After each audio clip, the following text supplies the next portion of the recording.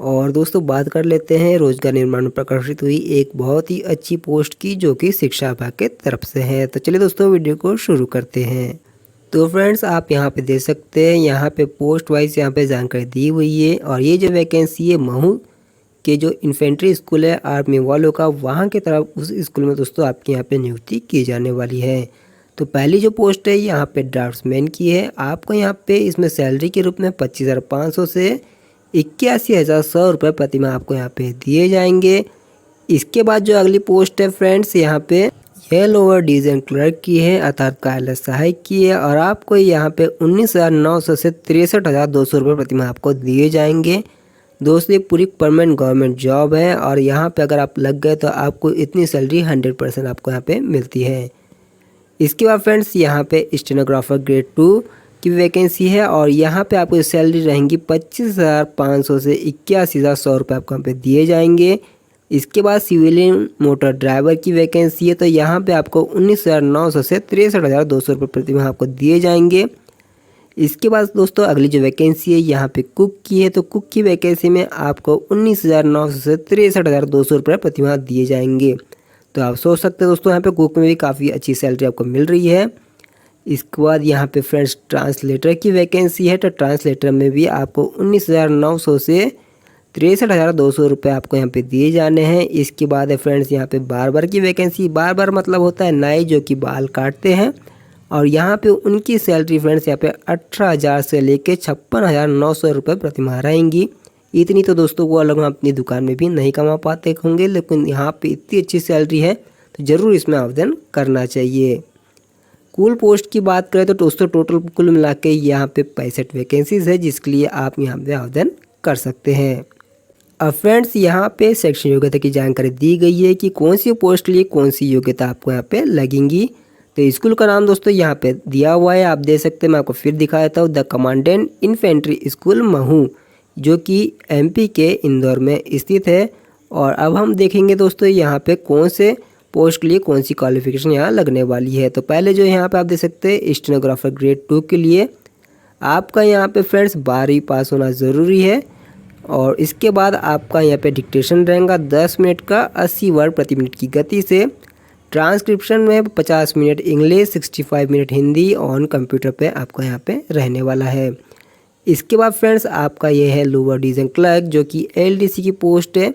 तो यहाँ पे आपका 12वीं पास होना ज़रूरी है। और साथ ही फ्रेंड्स यहाँ पे आपका इंग्लिश टाइपिंग 35 वर्ड प्रति मिनट कंप्यूटर पे, हिंदी टाइपिंग 30 वर्ड प्रति मिनट ऑन कंप्यूटर पे। आपका इन दोनों में से हिंदी या इंग्लिश दोस्तों आपको जो भी आता है आपको आपने करना होगा।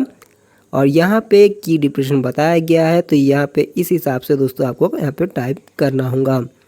तो अगर आपको ये सब आता है तो दोस्तों आप इसमें आवेदन कर सकते हैं। सैलरी बहुत ज़्यादा है तो आपको ज़रूर इसमें आवेदन करना चाहिए। इसके बाद फ्रेंड्स यहाँ पे अगली जो वैकेंसी वो है ड्राइवर की वैकेंसी। तो ड्राइवर की वैकेंसी में सिर्फ 10वीं पास मांगा है और civilian driving licence for heavy vehicle and have 2 year experience of driving such vehicles. तो इसमें आपका 2 साल का अनुभव होना ज़रूरी है। साथ में आपके पास हेवी बेज वाला लाइसेंस होना आपको यहाँ पे दोस्तों ज़रूरी है। फिर फ्रेंड्स यहाँ पे है कुकिंग का। तो कुकिंग में 10वीं पास मांगा है और आपको यहाँ पे फ्रेंड्स खाना बनाने का नॉलेज होना चाहिए। इसके अलावा यहाँ पे ना कोई अनुभव मांग रहा है ना कोई अन्य चीज़ मांग रही है। अगर आपको दोस्तों अच्छा खाना बनाना आता है तो आप यहाँ पे अप्लाई कर सकते हैं। सैलरी तो दोस्तों आपने देखी ही कितनी ज़्यादा है आप लोगों को इस वैकेंसी के लिए मिलने वाली है। लेकिन खाना दोस्तों आपको अच्छा बनाते आना चाहिए, नहीं तो आपको दोस्तों वहाँ पे स्किल टेस्ट में रिजेक्ट भी कर सकते हैं। इसके बाद फ्रेंड्स अगली जो पोस्ट है वो है ट्रांसलेटर की। तो ट्रांसलेटर के लिए यहाँ पे आपका 12वीं पास होना ज़रूरी है। आपका यहाँ पे प्रोफिशिएंसी इन हिंदी में होना ज़रूरी है। और यहाँ पे विश्व भूषण कोई जो सर्टिफिकेट है ये भी आपके पास होना ज़रूरी है। फिर आपका diploma in computer application from city institute. तो दोस्तों अगर आपने डीसी पीजीडीसी किया है तो आप यहाँ पे अप्लाई कर सकते हैं। और यहाँ पे जिनका पहले से अनुभव रहेगा दोस्तों मिलिट्री यूनिट्स में काम करने का ट्रांसलेटर के तौर पे, तो उन्हें पहली प्राथमिकता यहाँ पे दी जाएंगी। इसके बाद फ्रेंड्स अगली जो पोस्ट है वो है बार्बर की, जो कि होते हैं हेयर कटिंग वाले नाई, वो लोग किए हैं। और उनको दोस्तों यहाँ पे सिर्फ 10वीं पास मांगा गया है और 1 ईयर का एक्सपीरियंस है। और दोस्तों यहाँ पे अगर आपको ये काम आता है तो आपके लिए काफ़ी अच्छा मौका है। अगर आप दोस्तों इसके लिए योग्य नहीं है तो अपने दोस्तों को ज़रूर बताइए जो भी इस फील्ड में काम करते हैं, ताकि वो लोग इसमें आवेदन कर सके। और इतनी अच्छी सैलरी मिल रही है तो वो लोगों को दोस्तों इससे फ़ायदा मिल सकता है। सिर्फ 10वीं पास मांगा है और 1 ईयर का एक्सपीरियंस मांगा गया है, तो वो कहीं भी किसी भी बड़ी हेयर सैलून से वो उसे बना सकते हैं। इसके बाद फ्रेंड्स अगली जो पोस्ट है वो है ड्राफ्ट्समैन की। तो ड्राफ्ट्समैन में यहाँ पे आपका 10वीं पास होना ज़रूरी है और आपका डिप्लोमा होना चाहिए ड्राफ्ट्समैनशिप में, जो कि होते हैं मानचित्रकार। उनका कम से कम यहाँ पे 2 वर्ष का यहाँ पे आपका सर्टिफिकेट होना या डिप्लोमा होना यहाँ पे ज़रूरी है, तो आप आवेदन कर सकते हैं। ड्राफ्ट्समैन दोस्तों अधिकतर ITI से ही होता है, तो ITI में अगर आपका ड्राफ्ट्समैन का सर्टिफिकेट है तो आप इसमें आवेदन कर सकते हैं। किसी प्रकार का आपको यहाँ पे अनुभव नहीं लग रहा है तो आपको ज़रूर इसमें आवेदन करना है। अब बात करें फ्रेंड्स यहाँ पे आपकी चयन प्रक्रिया की, तो आपका यहाँ पे ट्रेड टेस्ट और स्किल टेस्ट भी होगा। और यहाँ पे selection to post will be made solely based on marks obtain by the applicant in the written test subject to qualifying in the trade skill test as applicable. तो यहाँ पे पहले आपका रिटन टेस्ट लिया जाएगा, उसके बाद आपका स्किल टेस्ट लिया जाएगा और उसके बाद ही दोस्तों आपका यहाँ पे सिलेक्शन किया जाएगा। यहाँ पे आयु सीमा भी बताई गई है, तो यहाँ पे 18 से 25 वर्ष के आवेदन कर सकते हैं। Post of lower division clerk, translator, stenographer, grade 2 barber cook के लिए। और जो 18 से 27 वर्ष की जो आवेदक है वो लोग सिविल मोटर ड्राइवर के लिए अप्लाई कर सकते हैं और ड्राफ्ट्समैन के लिए अप्लाई कर सकते हैं। वहीं एक्स सर्विसमैन को, SC ST को, OBC को यहाँ पे अपनी कैटेगरी वाइज अलग अलग यहाँ पे फ्रेंड्स छूट दी जाएंगी आयु सीमा में। अब बात करें फ्रेंड्स यहाँ पे आपकी यहाँ पे आवेदन शुल्क की, तो आपको यहाँ पे cross Indian postal order IPO या डिमांड ड्राफ्ट आपको बनाना होगा 50 रुपये का in favour of commandant the infantry school Mhow के नाम से। आपको दोस्तों आप पोस्टल ऑर्डर बना सकते हैं, अगर वो नहीं बना पा रहे हैं तो आप डिमांड ड्राफ्ट बना सकते हैं। यहाँ पे जो बताया गया है the commandant the infantry school Mhow के नाम से for the post mention in table 1। इसके बाद यहाँ पे postal order demand draft should be issued on और after date of publication of the advertisement. The application fee is non refundable, अर्थात आपको 50 रुपये वापस नहीं दिए जाएंगे। Candidates belonging to SC ST if they are applying for reserve category are exempted from application fee. जो SC ST भाई है अगर वो अपनी जाति प्रमाण पत्र लगाते हैं और अपनी कैटेगरी में अप्लाई करते हैं तो आपको यहाँ पे किसी प्रकार की पोस्टल ऑर्डर या फीस पेड करने की बिल्कुल भी आवश्यकता नहीं है। और यहाँ पे जो पर्सन विद डिसेबिलिटी अर्थात जो विकलांग है, दिव्यांग है, और यहाँ पे एक्स सर्विसमैन को भी दोस्तों किसी प्रकार की आपको फीस नहीं लगने वाली है। तो सिर्फ जनरल और OBC वाले भाइयों को यहाँ पे 50 रुपीज़ की फ़ीस पेड करना होगा इसमें भर्ती में आवेदन के लिए। अब फ्रेंड्स बात करें यहाँ पे आपकी फ़ोटो की, तो जो आपकी फ़ोटो रहेंगी वो आपकी 3 महीने से ज़्यादा पुरानी नहीं होना चाहिए और कम से कम आपकी यहाँ पे 2 फोटो कह रहा है जो कि पेस्टेड होना चाहिए, duly self attested in the space provided in the admit card form. तो जो फॉर्म रहेगा वहाँ पे भी आपको अपनी फ़ोटो लगाना है सेल्फ अटेस्ट करके और फॉर्म में भी आपको यहाँ पे लगाना है। This 3 photos are mandatory for the application to be considered. तो जो भी दोस्तों आप फोटो लगा रहे हैं कम से कम इसकी 6 कॉपी तो अपने पास एक्स्ट्रा आप रख लीजिएगा। इस फॉर्म में आवेदन करने की अंतिम तिथि यहाँ पे फ्रेंड्स 25 जुलाई 2022 रखी गई है। 25 जुलाई के बाद के जो आवेदन रहेंगे उन पे किसी प्रकार का विचार नहीं किया जाएगा। लेकिन अगर आप यहाँ पे इन राज्यों के निवासी है जैसे कि यहाँ पे असम, मेघालय, अरुणाचल प्रदेश, मिजोरम, तो इन लोगों को दोस्तों लास्ट डेट जो रहेंगी वो रहेंगी 5 अगस्त 2022। अब यहाँ पे फ्रेंड्स एग्ज़ाम के बारे में बताया गया है कि आपकी एग्ज़ाम किस प्रकार से रहेंगी। तो एग्ज़ाम में दोस्तों आपका यहाँ पे पेपर 1, पेपर 2, 3, 4 आपका होगा, जिसमें आपका general intelligence and reasoning, general awareness, general English, numerical aptitude से प्रश्न आएंगे। और यहाँ पे फ्रेंड्स मार्किंग सिस्टम भी बताया गया है। तो यहाँ पे आप दे सकते हैं जनरल इंटेलिजेंस रीजनिंग में आपको 25 अंक का रहेगा, जनरल अवेयरनेस आपका यहाँ पे 50 अंक का रहेगा, जनरल इंग्लिश भी 50 अंक की रहेंगी, न्यूमेरिकल एप्टीट्यूड अर्थात गणित आपका यहाँ पे 25 अंक का रहेगा। समय आपको यहाँ पे फ्रेंड्स 2 घंटे का दिया जाएगा। The question paper of written test will be in bilingual, अर्थात हिंदी और इंग्लिश में दोस्तों आपको प्रश्न पत्र आएगा। तो जैसा आपको ठीक लगे आप यहाँ पे आसानी से, मल्टीपल चॉइस क्वेश्चन है तो वहाँ पे आपको 4 में से एक सवाल का सही टिक करना आपको यहाँ पे होगा। उसको क्लियर कर लेने के बाद दोस्तों यहाँ पे देखिए, यहाँ पे इन्होंने सिलेबस भी बताया है। तो इस सिलेबस को दोस्तों आप बिल्कुल अच्छी तरह से पढ़ सकते हैं और इसी को तैयारी करके दोस्तों आपको जाना है। जैसे जनरल इंटेलिजेंस एंड रीजनिंग में यहाँ पे बताया गया है, जैसे 10वीं 12वीं का यहाँ पे दोस्तों आपको आने वाला है। और ये सब टॉपिक्स दोस्तों अगर आप चाहते हैं इन्हें पढ़ना तो आप बताइए कमेंट में, हम इसको अच्छे से आपको और बता देंगे कैसे क्या आपको पढ़ना है। फिर जनरल अवेयरनेस का भी सिलेबस दिया हुआ है, तो इस सिलेबस से ही दोस्तों आपको प्रश्न आएंगे। फिर जनरल इंग्लिश का भी यहाँ पे सिलेबस दिया हुआ है, और सभी फ्रेंड्स यहाँ पे 10वीं 12वीं बेस के इस पे ही आपको यहाँ पे सवाल जवाब आने वाले हैं। न्यूमेरिकल एप्टीट्यूड भी दोस्तों यहाँ पे बताया गया है कि मैथ्स में कौन कौन से प्रश्न आएंगे, तो इनको अच्छी तरीके से कर लेना है। और ये सब 12th बेस के लेवल पे ही दोस्तों आपको यहाँ पे प्रश्न आने वाले हैं।